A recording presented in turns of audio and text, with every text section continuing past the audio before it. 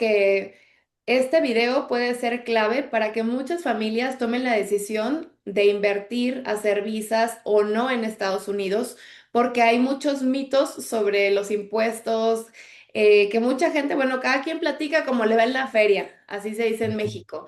Y eso quiere decir que mucha gente paga muchos impuestos porque han hecho las estructuras incorrectas a la hora de invertir en Estados Unidos. Entonces, me gustaría que empezáramos a hablar del tema inmobiliario, que es la inversión simple más sencilla que muchos inversionistas hacen. ¿Cómo es que yo tengo que hacer una inversión? Vamos a poner en una propiedad, ya sea en Florida o en Texas, de tal forma que si yo la voy a poner a mi nombre o a un nombre de una LLC, ¿cuál es lo que me conviene más y por qué? Y el tema típico, ¿cuáles son los impuestos que yo tengo que pagar si yo tengo una propiedad en renta y me llega mi ganancia?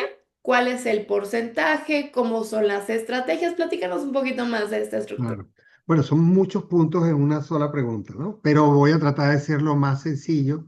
La inversión en Estados Unidos, sea para como persona natural, puede ser una persona que es residente fiscal americano. ¿Quiénes son residentes fiscales? Son los ciudadanos americanos por nacimiento, los extranjeros con residencia, green card que llaman, o cualquier persona que aunque esté ilegalmente a nivel migratorio dure 183 días, que son 6 meses y un día.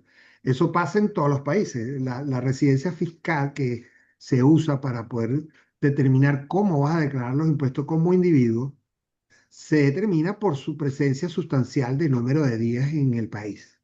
¿Ok? En el caso de México, que hay un tratado de doble tributación, los tratados de doble tributación forzan a que no haya nunca al mismo tiempo dos residencias fiscales y pase que tenga que pagar aquí y pagar allá.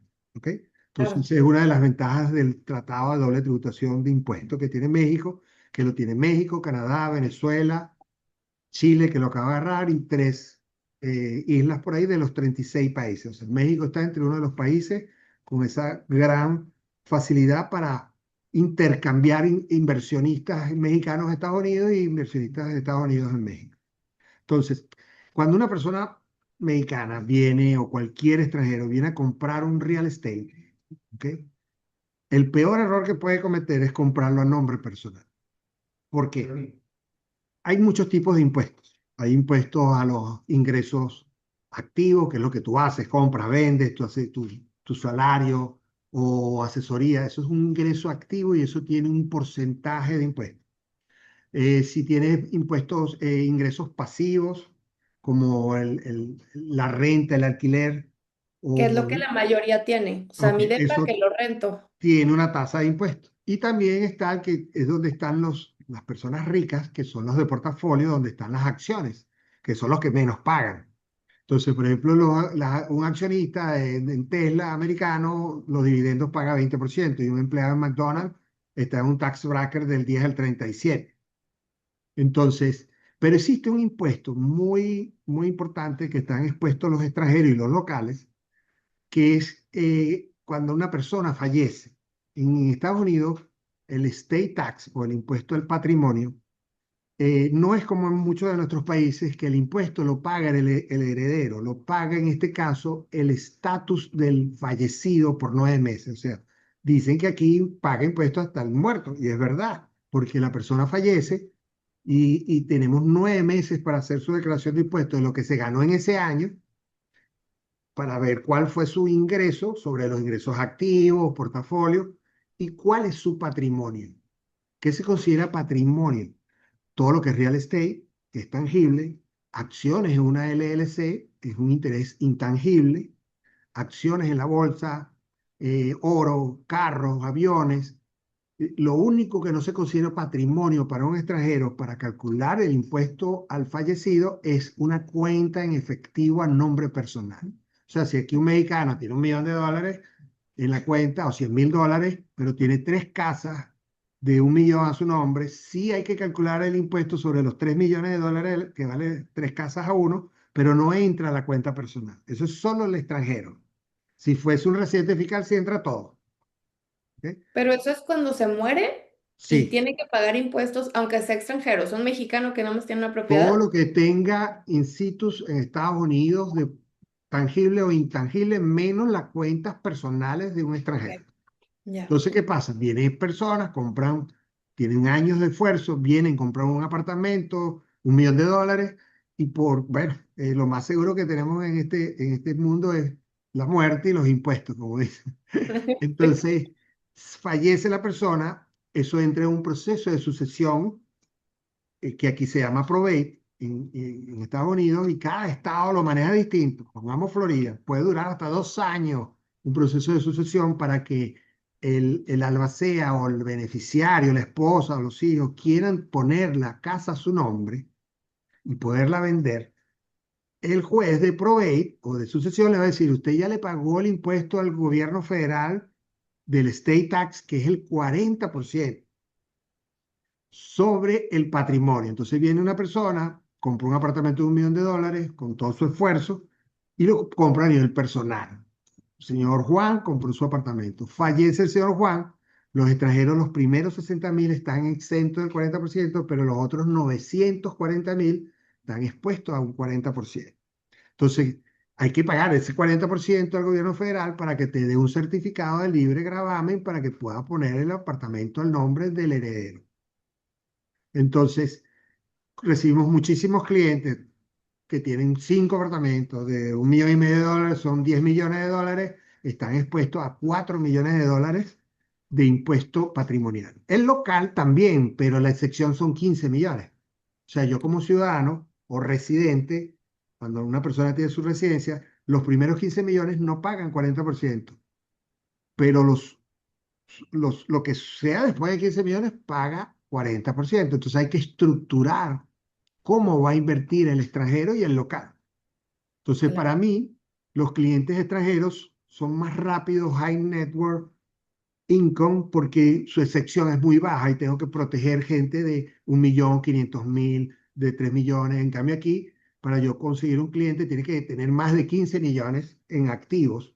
Tiene 20, 30. Entonces, hay que proteger esa diferencia. ¿Ok? Ya. Entonces, hacemos declaración de fallecidos y vemos con frecuencia que no se organizan. Entonces, tienen 3 apartamentos, el día que se murió valían 1 millón cada uno, son 1.200.000, entonces no hicieron la declaración porque no sabían, entonces hay penalidades de interés. Yo tengo un cliente ahorita que tiene que pagar $1 millón en impuestos más la penalidad y todo eso. Entonces, lo que hacemos es, nunca, nunca recomendamos que un extranjero compre nada a su nombre. Entonces vienen y crean una LLC, compran O la sea, todo ese relajo del $1 millón de impuestos es porque lo pusieron a nombre personal. total. Si hubiese estado a nombre de una estructura corporativa que nosotros diseñamos, que hay 15 opciones, pero hay dos que funcionan. Las otras 13 tienen lagunas legales, no vamos a hacer nada, que es como cruzar la calle con el semáforo en verde y no sabes si te atropellan o no. Entonces hay dos. Una es hacer un trust irrevocable para extranjeros, y otra es una estructura corporativa de empresas donde el extranjero no es el dueño del inmueble, más es el gerente, tiene control, cobra, paga y todo, pero él desaparece como el dueño del inmueble. Y el state tax es para personas, no para empresas. Entonces, le creamos toda su estructura, un holding de empresas. Yo tengo un cliente que tiene 98 apartamentos en Miami. Tiene un holding en Wyoming con 98 LLC, que la dueña es la holding, porque no hacemos nada con que un extranjero cree una LLC y compre el inmueble, pero él sigue siendo el dueño de la LLC como el señor Juan. Cuando el señor Juan fallezca, también tiene que pagar 40% sobre el valor del interés de los activos de esa LLC. Ok. Entonces, él tiene que desaparecer del mapa. Entonces, si la persona, tenemos grupos mexicanos que ya le explicamos todo esto, entonces ellos se estructuran y arman todas sus empresas y empiezan a invertir. Pero si ya la persona compró, hay que hacer una ingeniería inversa, hay que pasar el inmueble a una LLC, después de esta LLC Ya. pasársela a la holding y eliminar al señor, pero sale más barato eso que estar expuesto al 40%. 100%. O sea, está mal asesorado quien solo te da la el consejo es hacerlo una LLC. No, y no tiene idea, y siendo una LLC viene otro problema. Cuando él venda, pongamos que no fallece, ese es el estate tax, ese es un impuesto al fallecimiento y de tu patrimonio, se llama impuesto al patrimonio, de lo Ok, que está en Estados Unidos. Ahora, ¿qué pasa si la persona no fallece, pero compró una casa de 1 millón y la vendió en 1.100.000? Se ganó $100.000. Entonces, ese es un impuesto a la ganancia de capital de real estate. ¿Ok? correcto. Entonces, ¿qué es el 20%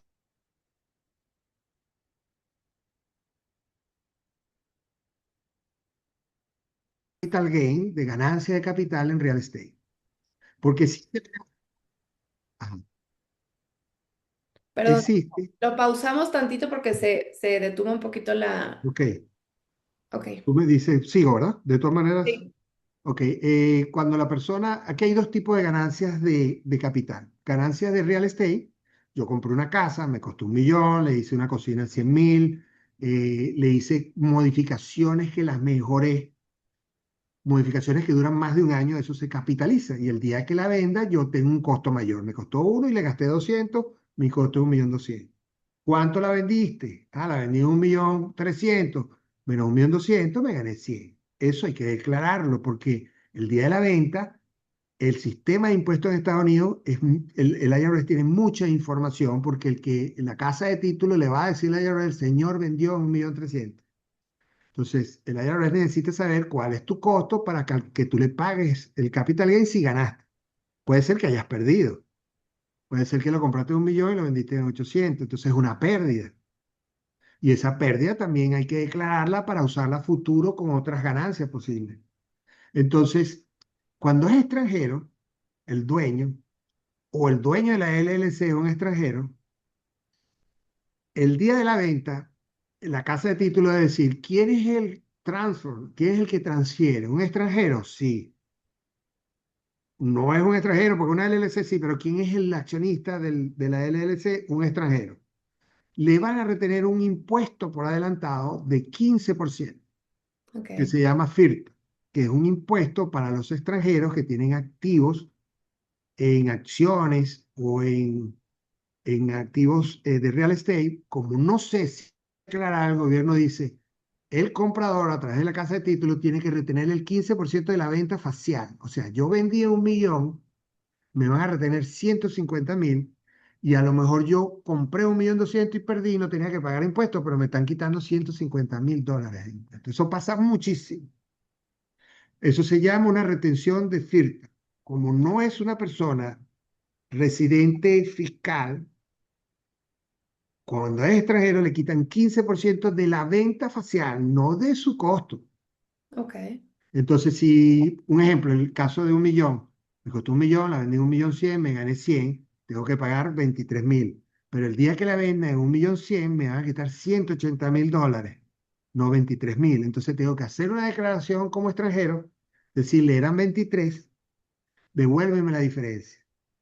Y si el extranjero no tenía un número fiscal, no van a conseguir nunca esa retención de 150, de 180 y va a durar años y no se la van a pagar.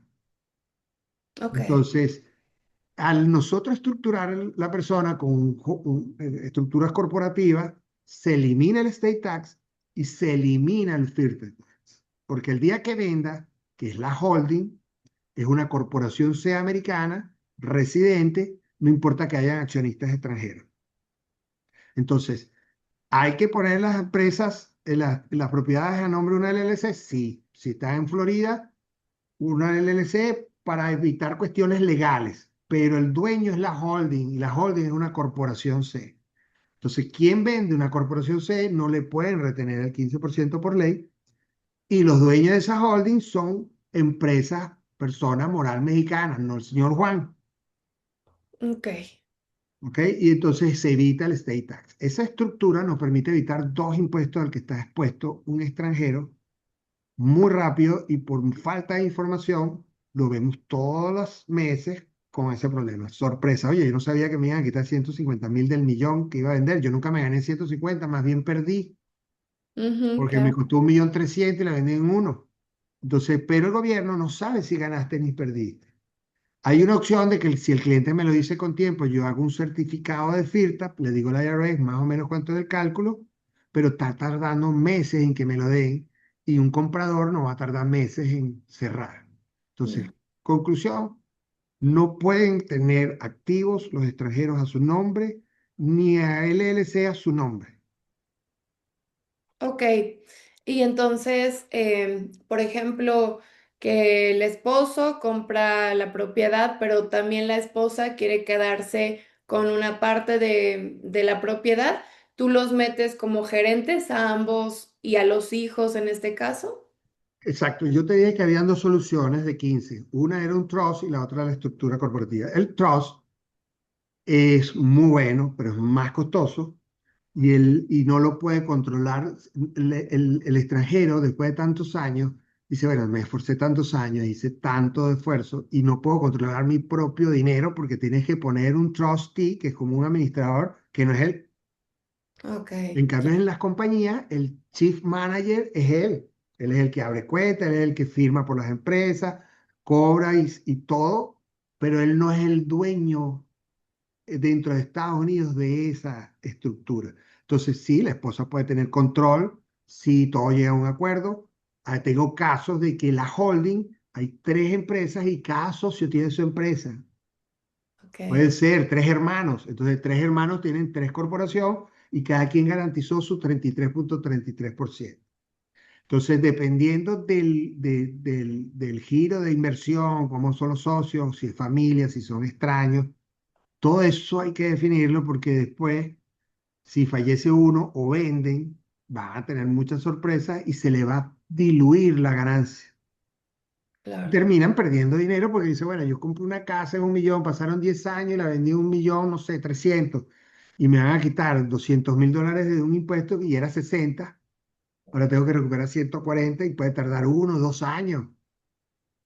Sí, no es tan fácil tener el dinero detenido tanto tiempo. No, no, y el valor puntual del día a día del dinero también es otro efecto, ¿no? Entonces, conclusión, nadie puede venir, por lo menos a los Estados Unidos, a comprar en forma como persona natural, porque todo lo que sea la persona natural está expuesta a un impuesto al patrimonio que lo que hay que hacer es la estructura correcta para que ellos no estén expuestos, ¿ok?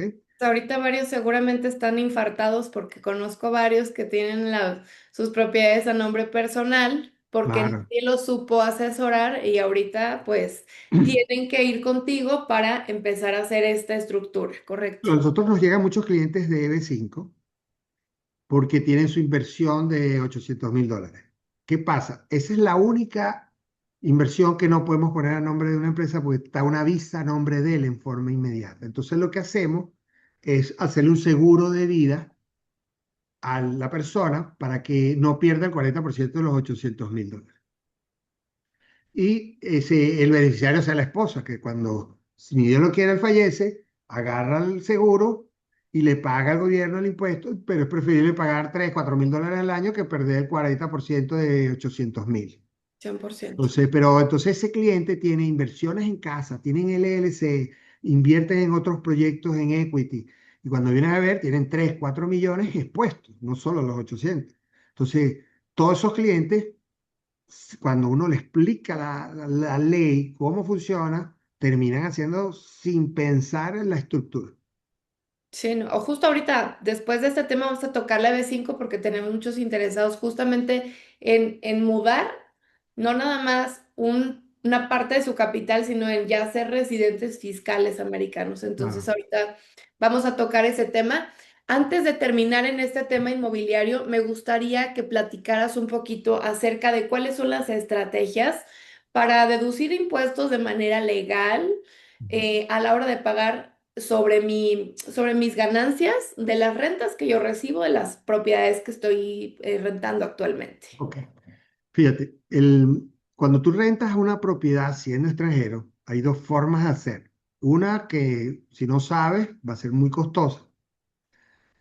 Por ejemplo, yo soy un extranjero y alquilo y compro dos casas en Miami y la alquilo en $10.000 cada uno.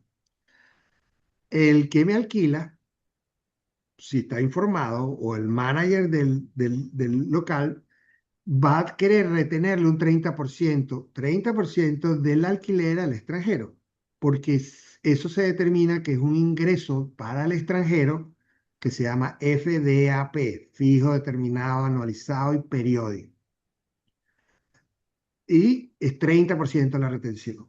Es posible que México, como tiene un tratado, sea a lo mejor una tasa reducida, no estoy claro, pero generalmente es el 30%. Pero hay una forma de decirle al gobierno: mira, yo voy a tener esta renta, pero como un negocio dentro de Estados Unidos, y ahí sí puedo, de la renta, pongamos 120.000 al año, por lo alquiler en 10, puedo descontar cosas que me costaron, porque en el otro no puedo descontar nada, me quitan el 30 de los 120.000. En cambio, cuando yo lo declaro como un negocio US Business Trade dentro de Estados Unidos, pero hay que decirle en la declaración: estoy declarando esto como negocio, es una elección. Si el asesor de impuestos no sabe, no lo va a tener, ¿ok? Entonces, ahí puedo descontar. Cuando tú tienes una renta, tú puedes descontar cierta cantidad de gastos. Por ejemplo, el property tax de la propiedad, que generalmente a nivel nacional está entre el 2 y el 3, y en Florida hay gran avance que tiene DeSantis, ya lo aprobó parte lo aprobó él, lo aprobó creo que una parte del Congreso del Estado. Falta poco para eliminar el property tax, que Que es en entre México sería el predial, que el aquí... predial, exacto. Tú todos los años, si tú tienes una casa de $1 millón, a lo mejor en la ciudad no le dan el valor del millón, están siempre un poco más atrasados. Eso se llama el asset value, no está actualizado. Pongamos que es 600, pero es el 2-3% todos los años, $18.000. Eso se va a eliminar, ese 2-3% que lo recoge el condado, no lo recoge el estado ni lo recoge federal, el gobierno el federal es el presidente y sus 15 departamentos, el departamento del Tesoro, el de salud, el de defensa, pero estatalmente hay unos impuestos. Y a nivel de condado hay otros impuestos. Entonces el condado de Broward o Miami-Dade son los que cobran el property tax. Se pagan todos los años. Eso se va a eliminar. Eso va a poner a Florida muy caliente a nivel de inversión, porque si yo soy un inversionista, me voy a quitar en una casa $25.000, $30.000 todos los años, y lo proyecto, y el valor del dinero, oye, me estoy ahorrando millones. Entonces prefiero invertir en Florida que en otro estado. Es más, En Texas, por ejemplo, que es muy sí. famoso en los Bueno, mexicanos. fíjate tú, no sé si te ha llegado esa información, pero ahorita hay un estudio, no sé si tenemos, ok, hay un estudio donde dice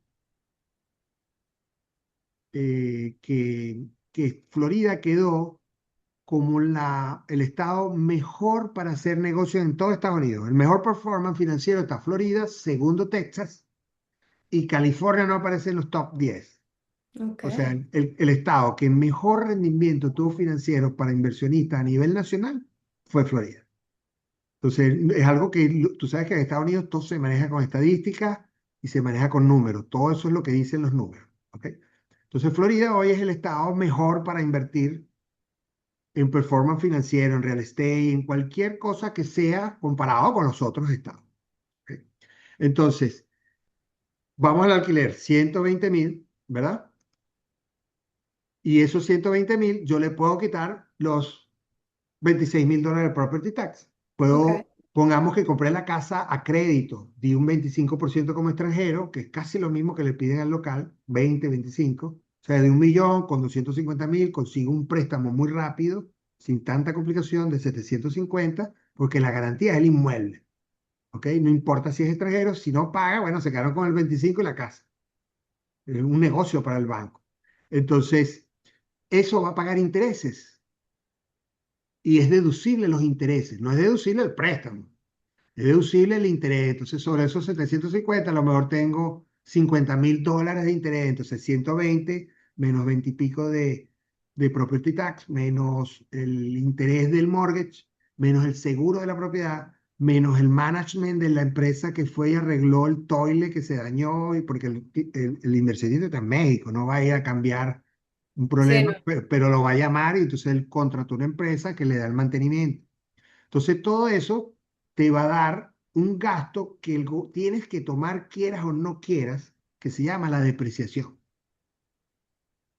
Entonces, Es en la ley americana, la depreciación es obligatoria. Hay asesores de impuestos que no la hacen o no la saben hacer.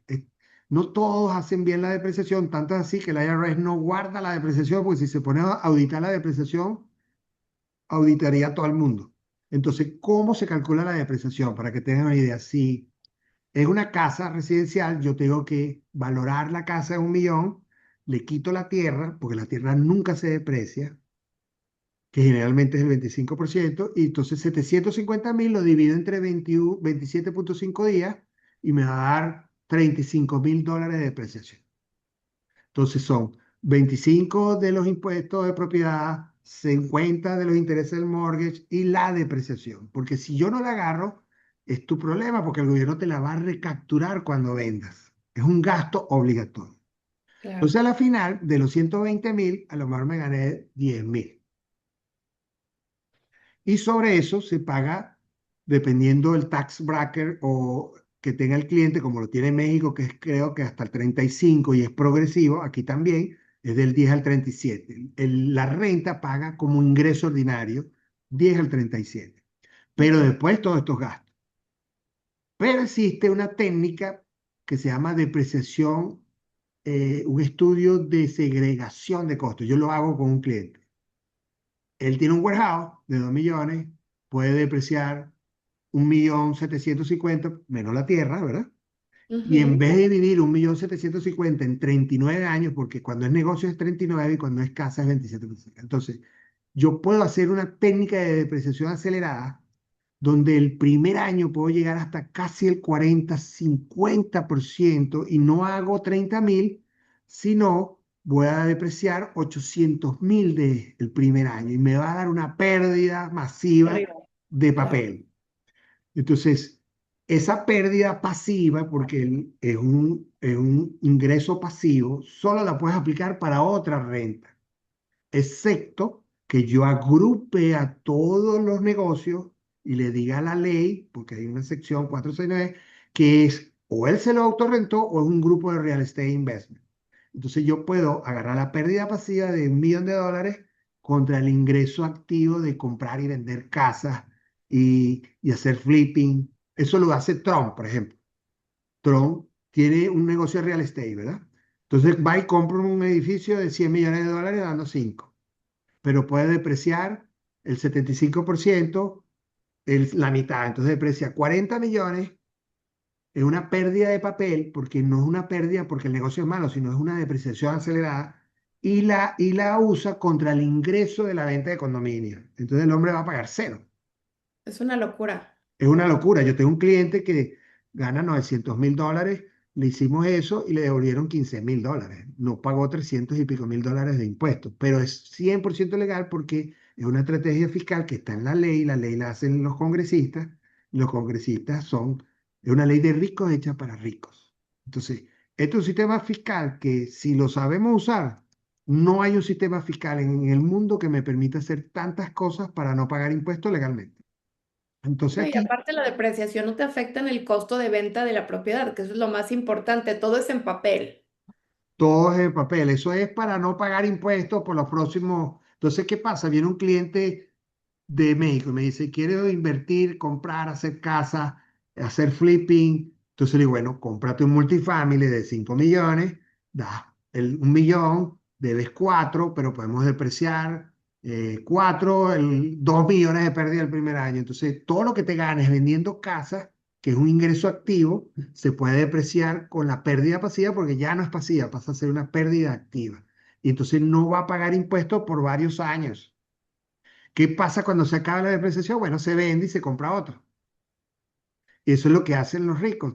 Tienen 1.000 propiedades rentadas, hacen un estudio de segregación de costos, aceleran la depreciación y no pagan sobre el alquiler impuesto por 10 años, 12 años. Y entonces el alquiler tiene algo bueno, te da flujo de caja, sube el valor del inmueble, tienes la depreciación acelerada y en algún momento vas a hacer clean cuando vendas, ¿ok? Porque se revaloriza el inmueble. Entonces, El alquiler para mí es uno de los negocios más redondos si se hace bien. Si no lo haces bien, vas a terminar hasta pagando impuestos.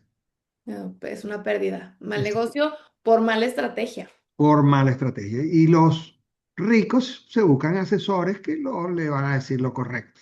Entonces, un asesor aquí en Estados Unidos, un abogado y un contador es como un vino barato. Si tú te tomas un vino de Ujú. $3, ¿qué te va a pasar al otro día? Una Vas a tener dolor resaca. de cabeza. Sí, sí. En cambio, no puedes, tienes que buscarte un buen asesor y un buen abogado de impuestos o un asesor fiscal y un buen abogado porque te va a ahorrar mucho dinero.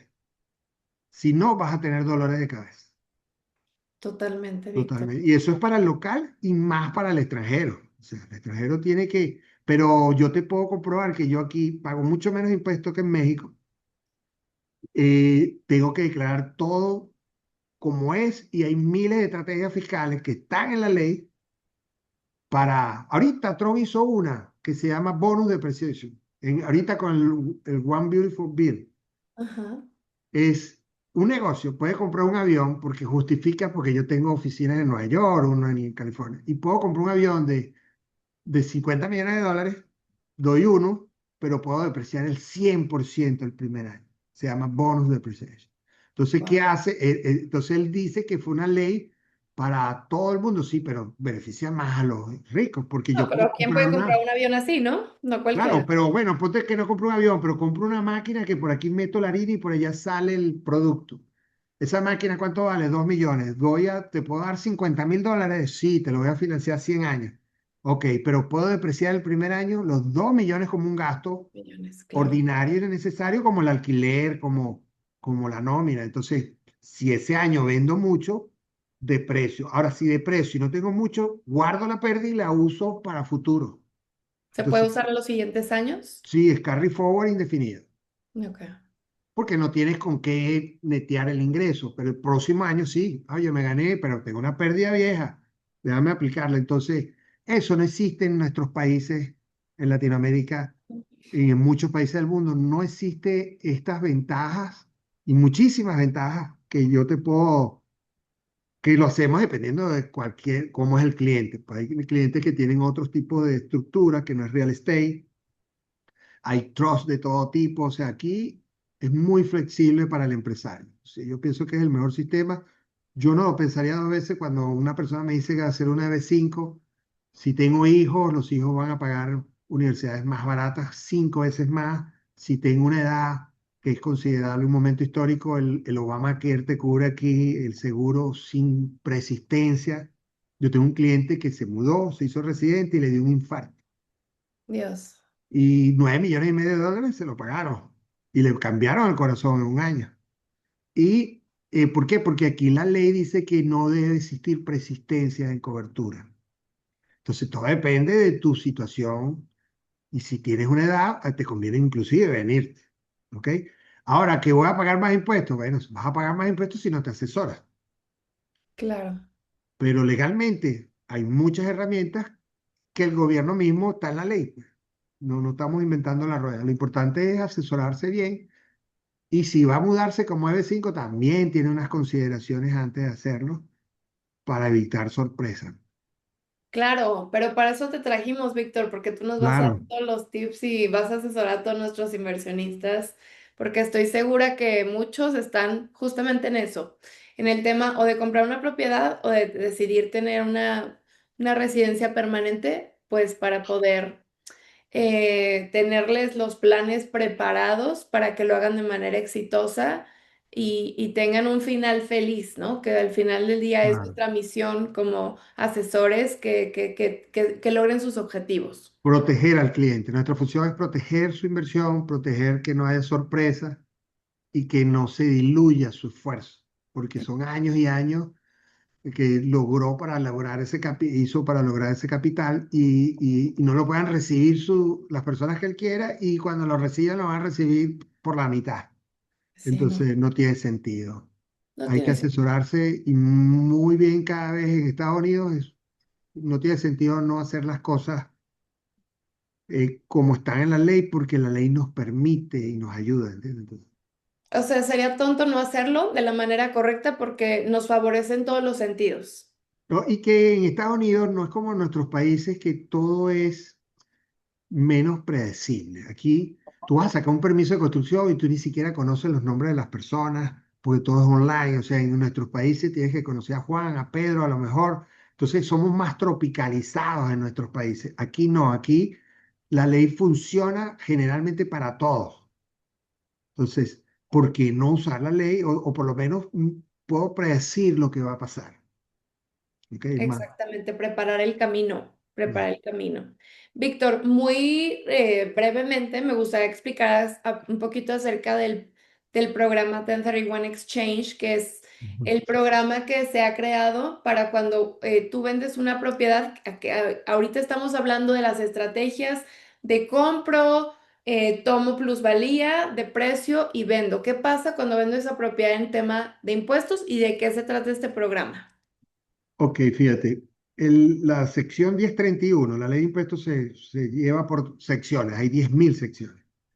La 1031 se llama el intercambio, veámoslo así, es una opción que tengo para diferir el impuesto que tengo que pagar de ganancia de capital. Compré una casa, me costó $1.000.000 y la vendí 1.200.000. Me gané 200 y tengo que pagar 20%, que es 40.000. Pero si yo agarro ese dinero y compro otra casa igual, eso se llama un intercambio. Voy a diferir el pago del impuesto algún día cuando la venda, la Ujú. final, porque no estoy vendiendo y no estoy comprando, estoy vendiendo y tengo ya otra casa que voy a cambiar. Mucha gente no sabe que pueden ser hasta tres casas. La gente piensa que es una casa de 1.000.000 y tiene que ser otra casa de 1.000.000, pero puede Ok. ser una casa de 1.000.000 que tenías y puedes comprar tres casitas de 333. ¿Ok? Lo que pasa es que eso es una forma de diferir el impuesto que en algún día en el futuro vas a tener que pagar cuando vendas y ya no compres otra igual. ¿Ok? Pero tiene unos lapsos, tienes 45 días después que vendas de tener la casa, la nueva casa ya identificada y cerrar en menos de 180 días. Ok.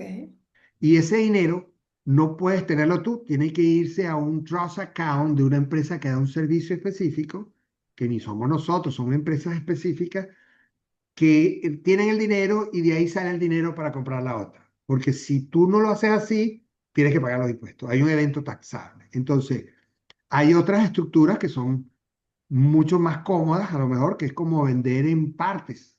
Yo lo hice Ok. con un cliente. A él le regalaron un mall que costaba $10 millones hace 20 años y hoy en día costaba 30. Entonces se iba a ganar 20. Oh, wow, sí. Si él vendía hoy, tenía que pagar el 20% de 20. Ok. Entonces, ¿qué hizo? Él le vendió su mall a un trust, pero se lo vendió en 39, en 29.900. Ok. Perdón, no, se lo vendió en 30, pero a 30 años. Y me vas a pagar, y entonces cada año lo que me vas abonando, voy pagando el pedacito de impuestos de ese millón que me estás pagando por 30 años. Estoy difiriendo el pago del impuesto. Pero entonces el trust ahora es el dueño del inmueble y se lo vende a otra persona, y le va a ganar solo 500.000 y paga ganancia de capital de 500.000, no sobre 20, y le queda el dinero en el trust. Y el trust puede comprar propiedades, puede invertir en todos lados sin usar el 1031, que tiene un límite de 45 días y 6 meses. El trust Claro, va a que tener el dinero ahí y puede tardarse 6 meses decidiendo comprar o lo mete en la bolsa, o sea, no está obligado a buscar una propiedad igual en 45 días. Entonces, ahí se difirió el impuesto a 30 años porque el hombre no necesitaba los 30 millones hoy, él necesitaba 3 al año.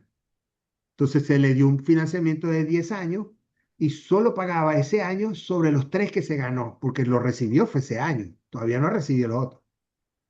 Pero entonces el 1031 tiene sus mitos y no puede ser para tu casa principal, eso para casa de inversión. Entonces la gente cree que puede usar el 1030 y la depreciación tampoco. Perdón, es la depreciación la que no sirve para tu casa principal, es para una segunda inversión. El 1031 sí lo puedes usar para tu casa o una propiedad de inversión. Pero yo le veo y no le veo muchos beneficios. Creo que hay otras estrategias para diferir el impuesto de otra forma. ok. ¿Entiendes? No, Por pues la que ejemplo, nos comentas está buenísima. Sí, eso se llama un trust de venta diferida. Ok. No, Yo pues le vendo el trust, que el trust es el que le vende al comprador. No le vendo yo directo al comprador. Y al trust se lo vendo en partes. Aunque el trust cobró todo de un solo momento y va a estar produciendo esos 30 millones y me va a estar pagando intereses, pero está invirtiendo. claro, Sí. claro. Entonces, hay unas excepciones. Si tú vives en la casa en los últimos 2 años, por pareja, son $500.000 en la ganancia de capital. Entonces, a lo mejor no necesitas usar el 1031 porque me gané 100.000 y tengo una Ujú. sección de 500.000 para casados y 250 para solteros. Si yo demuestro que yo viví 2 años, los últimos 5 en esa casa, siendo extranjero también, porque si vivió aquí, puede demostrarlo, como con la licencia, la tarjeta de votación, muchas cosas. Yo puedo determinar de que hay una excepción y yo cuando hago el cálculo de capital gain le pongo su excepción. Entonces el hombre a lo mejor se ganó 400.000, pero tiene una excepción de 500 y no hay que hacer 1031. Buenísimo. Entonces, antes de pensar en pagar impuestos, que sí hay que pagar impuestos en ganancia de capital del real estate, hay que pensar muy bien cuáles son las excepciones y cuáles son los caminos más fáciles. A lo mejor no hay ni siquiera que hacer un 1031. ¿Ok? Ok. Es que es Entonces, una estrategia muy famosa que últimamente, bueno, en los últimos años mucha gente lo ha utilizado, pero bueno, yo creo que ya tú tienes más conocimiento y nuevas estrategias. hay otras estrategias y hay excepciones y hay cosas que se pueden hacer porque hay formas de cómo cuadrar si pagas el 0, el 15 o el 20% sobre ganancia de capital de real estate. ¿Ok? Porque hay ganancia de capital de acciones. Viene un mexicano y compra acciones en Tesla a 1 millón y la vendió en dos, se ganó uno, pero hay una cosa que tienen los extranjeros, que no hay ganancia de capital en acciones. O sea, yo pago 20% de ganancia de capital en acciones y un extranjero va a pagar cero. O sea, si tú me dices a mí, ¿cómo compro las acciones siendo extranjero? Bueno, como persona natural. Lo único que sí fallece, si hay que medir el valor de los 2 millones de las acciones. Entonces ahí es, pero a lo mejor puedes comprar un seguro, Claro, pero no claro. vas a pagar el 20% de todo lo que sea activos digitales. Un extranjero gana, todo lo que compra, gana, es cero tax. En cambio, los locales pagamos. Otra cosa que tiene el extranjero, si él pone 1 millón en un banco y el banco le da intereses, en Merrill Lynch, en JP Morgan, si es una institución bancaria, no tiene impuesto el interés. Pero si se lo prestó a Víctor Padilla y yo le estoy dando interés, sí hay que cobrarle del 10 al 37. Entonces, los extranjeros eso no tiene nada que ver con el Tratado de Doble Tributación de México, sino que todo extranjero no hay ganancia de capital en acciones para incentivar lo que vengan y compren acciones. Conversión, claro. Pero si Y me muero, sí. Si me si muero, te sí, mueres, sí, porque lo meten como las el acciones patrimonio. están aquí en situs, Claro. y no las puedo poner a nombre si la tengo a nombre personal, voy a pagar 40%. Entonces, ahí depende del tipo de inversión. Hay cosas yo no haría nada tampoco como persona natural siendo extranjero. Lo haría todo a nombre de una estructura, o sea, la holding que tenga una empresa que invierte En la bolsa. en la bolsa. ¿Ok? No, Entonces, buenísimo. el 1031 es muy usado, pero hay muchas otras cosas porque tiene un control del hacerlo. Si no lo sabes hacer bien, se dispara el evento taxable y no te lo reconoce. Y además ya tienes que tener vistas propiedades y todo porque el tiempo es muy corto, muy presionado y bueno, si ya se tiene todo listo, es un programa rápido y fácil. Si no, Rápido. te puede ver la otra opción. Hay otras opciones, exacto. Perfecto. Oye, pues creo que es mucha información, Sí, no, es pero es muchísimo. súper valiosa porque creo que cada inversionista va a salir una duda diferente porque cada uno tiene una visión y un objetivo diferente, pero la misión de este webinar es informar y sobre todo que abran un poquito el panorama que es muchísimo más fácil invertir y deducir impuestos en Estados Unidos que en nuestros propios países. Totalmente. Y hay algo que hay que aclarar. Esto es una información genérica, más que todo educativa, Educativo. porque cada caso es distinto, no es un asesoramiento fiscal directo. Ojo, no en Estados Unidos todo es regulado. ¿Ok? Aquí, hasta para cortar el cabello te piden una licencia. Entonces, Sí. nadie puede emitir opiniones legales si no es un abogado. Yo no puedo emitir opiniones legales. Si tú me preguntas algo jurídico, yo te voy a decir, te puedo decir, mira, esta es la experiencia que he tenido fuera de out of the table, lo que como una expresión de un amigo, pero no puedo dar opiniones legales.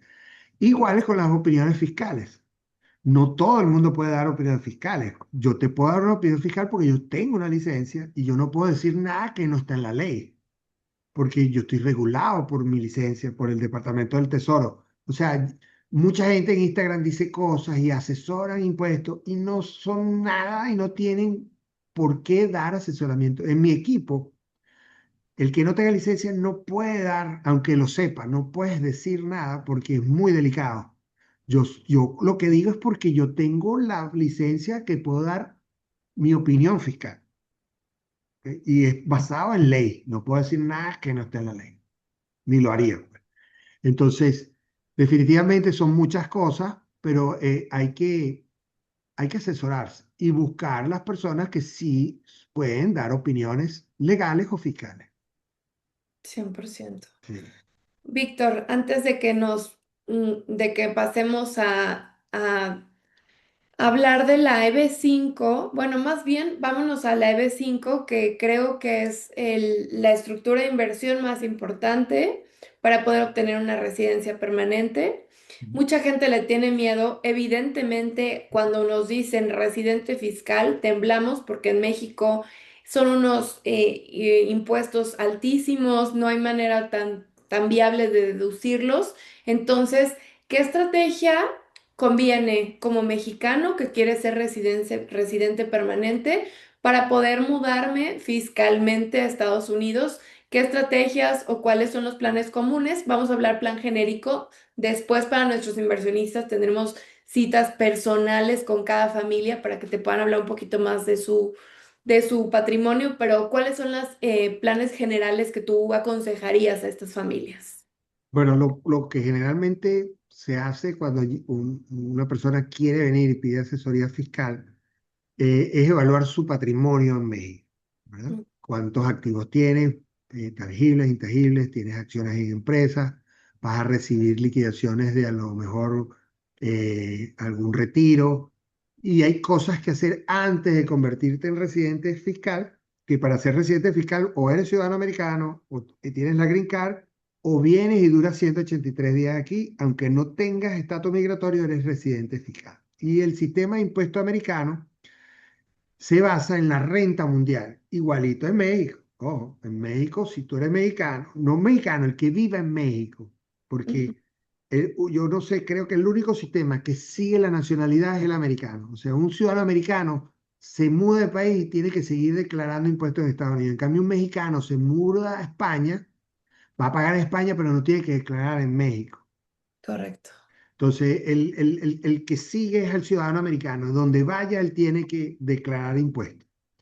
Pero el que vive en México tiene que declarar renta mundial. O sea, ¿qué es renta mundial? Tengo una empresa en España que ganó dividendos y me manda dividendos, yo tengo que declarar en México. Que la gente lo haga o no lo haga es otra cosa. Pero sí tiene el mismo esquema que Estados Unidos. O sea, cuando tú te conviertes en residente fiscal, si yo tengo negocios en México, ¿verdad? Fíjate lo que dice el gobierno. Todo residente fiscal, si tiene una propiedad en México, de más de $50,000 tiene que reportarla, no pagar impuestos, es decir, tengo una propiedad, porque él piensa, el sistema, que en algún momento la vas a vender y me vas a tener que pagar ese capital. Aunque la hayas comprado en México, Ok, aunque la compraste hace 30 años en México. Entonces, si tú te vas a mudar, yo te puedo decir, bueno, mira, todas las propiedades que tengas en México, que estén a tu nombre, si la puedes vender y antes de mudarte para que no pagues impuesto a la ganancia de capital cuando seas residente. No, no la puedo vender. Bueno, a lo mejor cambiar la nombre de otras empresas, de otro titular. ¿o de los hijos se puede? Bueno, en México tiene el regalo, no hay impuesto al GIF. Yo te voy a dar un caso que me pasó con una mexicana. O sea, yo puedo regalar en mi ascendencia, descendencia, sin pagar impuesto al regalo. En Estados Unidos hay impuesto al regalo, así como hay uno del State Tax, hay un Gift Tax, pero Ujú. en México no. Entonces tú puedes regalarle a tu hijo y no vas a pagar impuesto en México.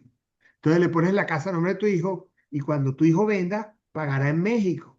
Pero tú no vas a pagar porque, aunque seas residente, esa propiedad no está a tu nombre. Ya, Entonces puede convenir o regalar unos activos a sus familiares o cambiar la titularidad de esos inmuebles y en los inmuebles donde tengas pérdida, lo vendemos después que estés aquí para ganar la pérdida aquí y usarla contra ganancias de aquí. O sea, si yo compré una casa en México en 1 millón y hoy en día la vendí en 500, ¿cuánto perdí? 500. Pero yo ahora soy residente fiscal y esa pérdida la voy a usar en Estados Unidos, no en México. Como Entonces ganancia. yo le digo a mis clientes, vende lo que puedas vender o regala lo que puedas regalar o cambia la titularidad antes de ser residente de las que tienes ganancias. Pero de las que tienes pérdida, no las vendas, sino las vendes después que estés en Estados Unidos, para Claro. aprovechar esa pérdida en Estados Unidos. Entonces, si vas a recibir una anualidad, una liquidación, un retiro, trata de recibirlo antes de que seas ciudadano residente, porque después todo hay que declararlo. Tú dices, bueno, ¿cómo saben ellos? Un tratado de doble tributación tiene sus ventajas, pero su función principal para México y Estados Unidos es evitar la evasión fiscal. O sea, yo voy a hacer un tratado con México porque yo quiero saber los americanos que están haciendo negocio allá y México quiere saber los mexicanos que están haciendo negocio aquí para ellos poder cobrarle los impuestos. ¿Cómo lo saben? Por intercambio de información. O sea, un tratado, lo principal es intercambio. ¿Quiénes están aquí? ¿Quiénes están allá? ¿Quién tienen cuentas aquí? ¿Quién tiene cuentas allá? Ah, que después vienen tasas reducidas. Si Sí. tú eres un mexicano y tienes acciones aquí, yo te doy dividendo, yo pago el 20, el mexicano paga 5, porque tiene una tasa reducida. Es para incentivar a los mexicanos que compren acciones que dan dividendos. Pero eso son tasas en ciertos tipos de ingresos.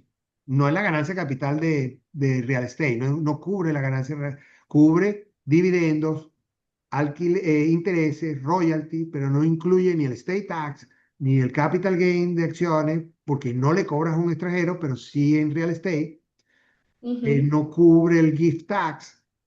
Hay muchos tax, ¿ok? Hay un tax que es el tax de salida, el exit tax. Un residente que venga, dura 8 años aquí, o un ciudadano americano, y el residente quiere renunciar a su residencia y el ciudadano a su ciudadanía, el gobierno dice, ¿cuánto tienes en activos? 100 millones, bueno, no lo vendas, dame el 20% de exit tax. Ok. Pero ese es un cliente que no tiene un asesor como nosotros, porque la idea es preparar que el cliente no tenga 100 millones de dólares personales y no le cobren ese exit tax, o por lo Claro. menos reducirlo. Sí, o sea, hacer los movimientos específicos para que a mi nombre esté la menos posible. No- Punto. Entonces, una persona que va a invertir en EB5, al momento de tener 183 días en el país, a lo mejor se vino, tiene un cambio de estatus, todavía no le ha llegado la residencia, pero ya es residente fiscal. Tiene que declarar igual que un ciudadano americano o un residente con Green Card. Pero antes de ese movimiento, él tiene que conversar con un asesor que evalúe su situación y le diga, antes tienes que hacer estos 10 pasos para que cuando entres al país entres organizado. Yo tengo un cliente que él entró al país y después que estuvo aquí tuvo una corporación C y era el dueño de todas sus 7 sucursales. Y Tron tiene una, una ley nueva donde todos los dividendos repatriados de una corporación no pagan impuestos, 100% free. Entonces puede convenir que el mexicano se mueva aquí, tenga una empresa, corporación C, que sea la dueña de México. Claro. México le mandará su dividendo y cuando entre aquí es cero impuestos. Súper. Súper. Entonces, pero si no se asesora, va a estar en una posición que va a estar en desventaja, pues. Entonces, no planificarse es planificar para fallar, ¿ok?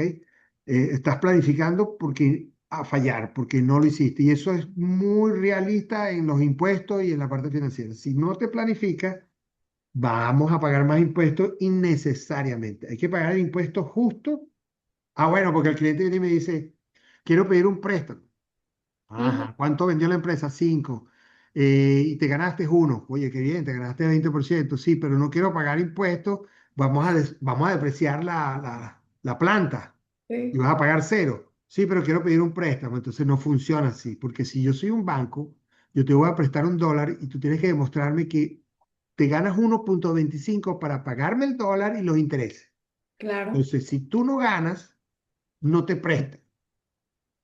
Entonces nosotros asesoramos a empresas a que quieres no pagar impuestos. Sí, hay estrategias fiscales que yo aplico y no va a pagar nada, pero no puedes ir a pedir $1.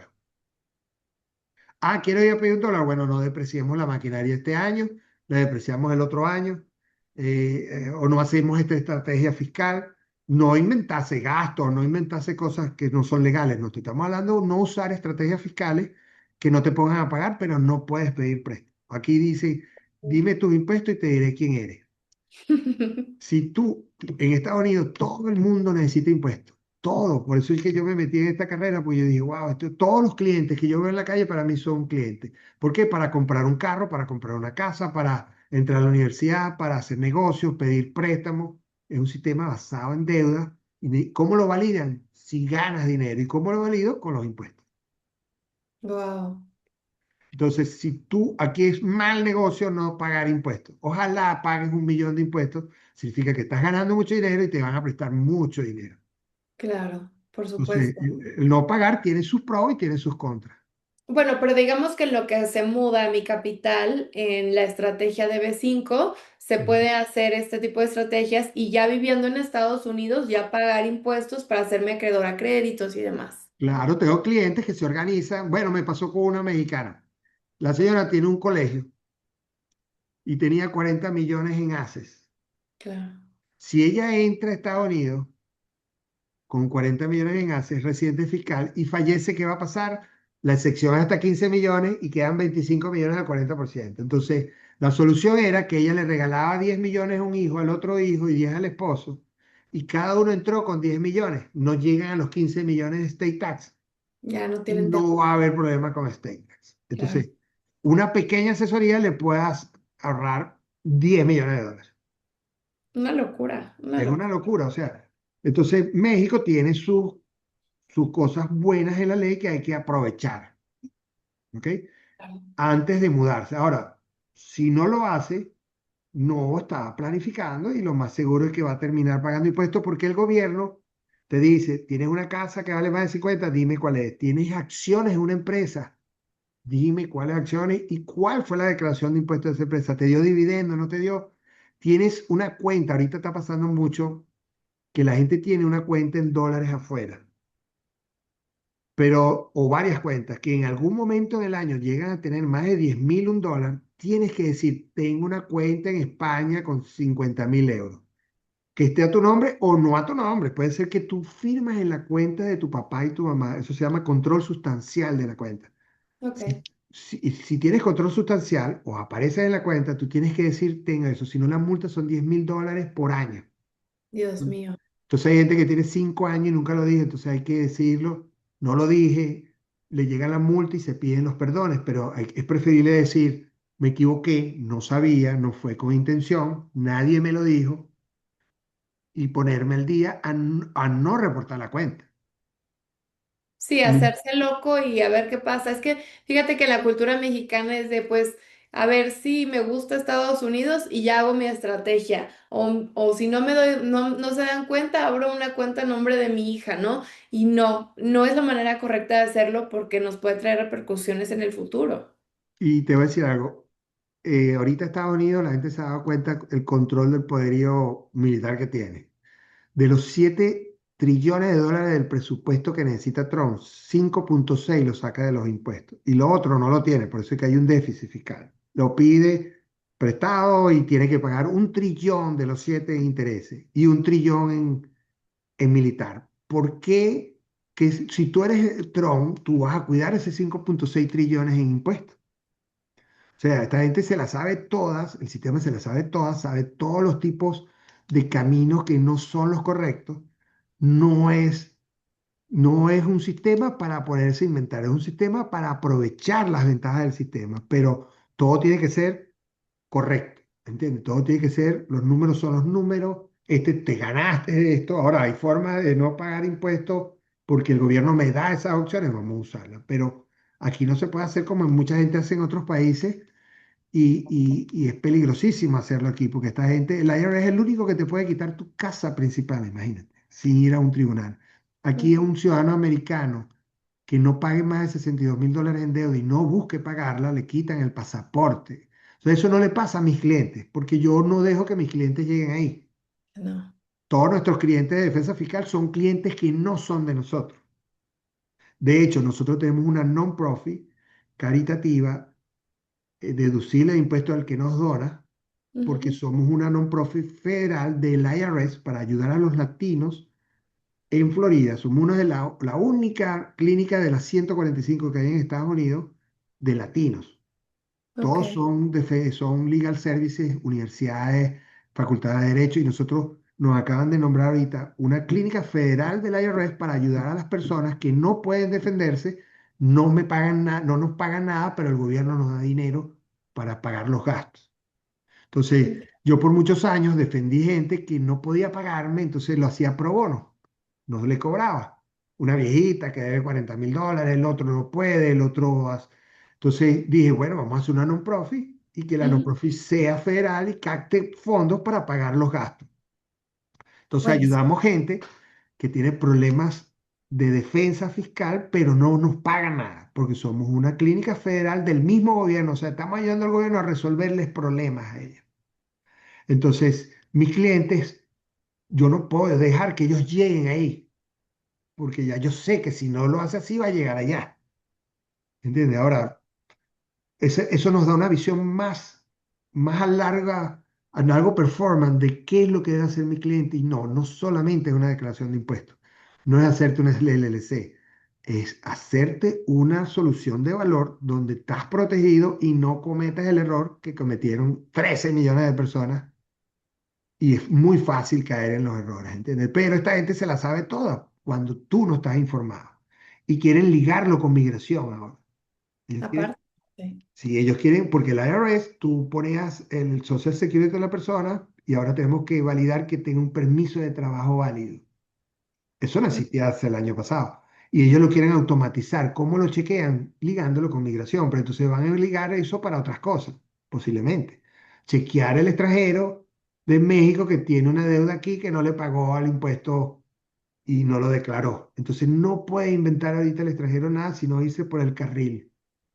Y ese carril es muy fácil hacerlo si está asesorado correctamente, así como buscar el realtor especialista en el área que sabe cómo se maneja la cosa en Monterrey o Ciudad de México. No, el realtor de Monterrey no es el mismo De de Ciudad de México, México. no, Claro. nada.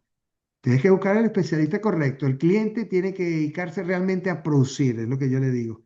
¿Tú qué haces? Mesitas. Oye, esa mesita te da millones. No te preocupes, búscate un asesor en las áreas que son importantes y no te dediques tú no tienes que ser especialista fiscal, tú no tienes que ser abogado, tienes que conocer, pero tienes que dedicarte a producir y dejar eso en manos de los profesionales que son los que están capacitados para eso, estudiamos para eso. No, y tienen las licencias, y tienen las estrategias, y tienen todo. O sea, Mm. realmente es armar el equipo completo para darle una estrategia totalmente integral a nuestros inversionistas, que es... Tienes que buscar una buena abogada de migración, un abogado de migración, porque ahí es donde menos puede reducir yo le digo a la gente, no puedes, no puedes reducir la inversión. Yo trabajo con muchos abogados y yo a los abogados les pago lo que me pide el abogado, porque él es especialista en esto, aquel es especialista. Entonces, yo soy especialista en un área y yo cobro mi retainer, y él es especialista en algo y le pago. ¿Por qué? Porque él es el que sabe hacerlo y me lo va a resolver. Ah, me cobró Y de 10,000 dólares. manera Sí, me cobró $10,000, pero me ahorré ¿cuánto? claro, Sí, claro. entonces, el Y es una latino tiene que mentalidad. cambiar eso. Claro, tenemos que cambiar esa mentalidad, Víctor, porque desafortunadamente estamos a veces en el, y si te doy un dinerito y pago menos y todo, estamos en una cultura que es así, pero Estados Unidos no es así y creo que nos sale mucho más económico y exitoso nuestro plan haciéndolo con las personas adecuadas, en el timing adecuado y con la estrategia adecuada a nuestras necesidades.